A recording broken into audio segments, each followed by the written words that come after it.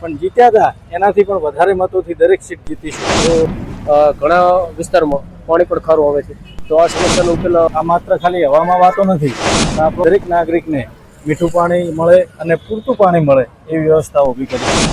Smart city બનાવવાનું અમારું સ્વપ્ન છે.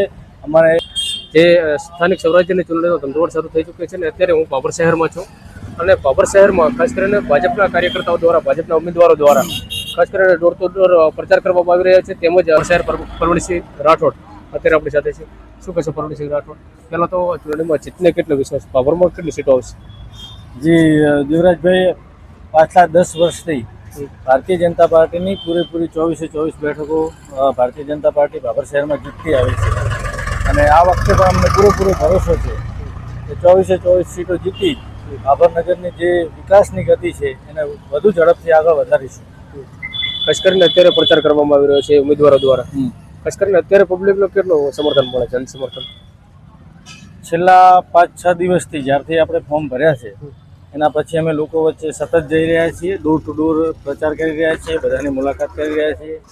લોકોનો ખૂબ પ્રેમ અને આવકાર, માત્ર વોટ આપશું એવું નહીં, પણ એટલો બધો એક જે આપણા સ્વજનનો, આપણા કુટુંબનો જે પ્રેમ હોય ને આવકાર હોય એવો લોકો પ્રેમને આવકાર આપી રહ્યા છે. અને આ વખતે પણ જે 24 સીટો જીત્યા એનાથી તો વધારે થઈ શકવાની નથી, પણ જીત્યા હતા એનાથી પણ વધારે મતોથી દરેક સીટ જીતીશું એવો અમને પૂરેપૂરો ભરોસો છે.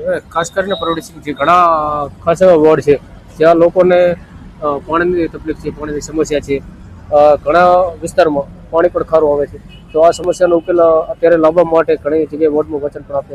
શું આ પ્રશ્નનો ઉકેલ આવશે? 100% અમે પ્રતિબદ્ધ છીએ કે આગામી અમારી બોડી બન્યા પછી 3 મહિનામાં ભાભર શહેરમાં દરેક જગ્યાએ મીઠું પાણી પહોંચે.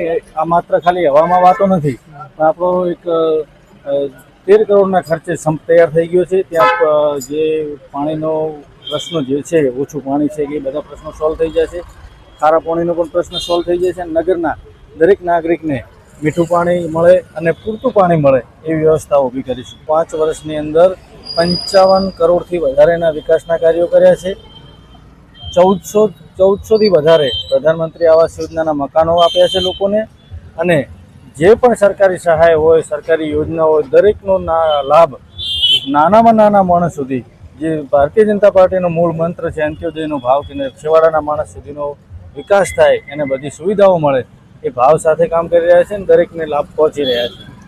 ખાસ કરીને આપે પ્રમુખ છો ભાભર શહેરના, તો અત્યારે જે ભાભરની જનતાને અત્યારે આપ શું સંદેશ આપવા માંગશો? ભારતીય દેશના યશસ્વી વડાપ્રધાન શ્રી નરેન્દ્રભાઈ મોદી સાહેબનું સ્વપ્ન છે 2047 સુધી ભારતને વિકસિત રાષ્ટ્ર બનાવવાનું.